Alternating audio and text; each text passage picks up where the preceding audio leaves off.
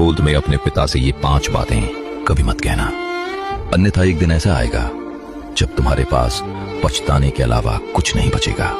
क्योंकि पिता बाहर से चाहे जितने कठोर दिखाई दें, लेकिन अपने बच्चों के लिए उनका प्रेम सबसे गहरा होता है। पहली बात, आपने मेरे लिए किया ही क्या है?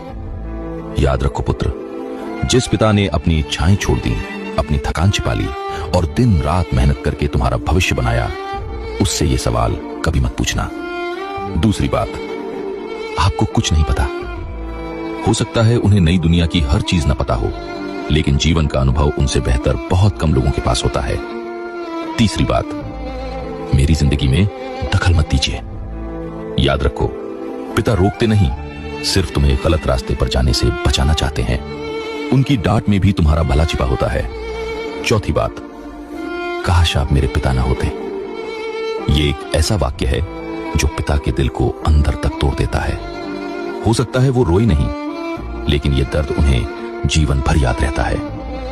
पांचवी बात, मुझे आपकी जरूरत नहीं है।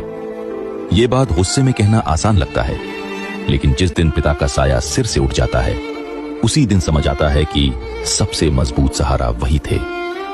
याद रखो पुत्र, क्रोध कुछ पल का होता है, लेकिन गुस्से में बोले गए शब्द पूरी जिंदगी का पछतावा बन सकते हैं।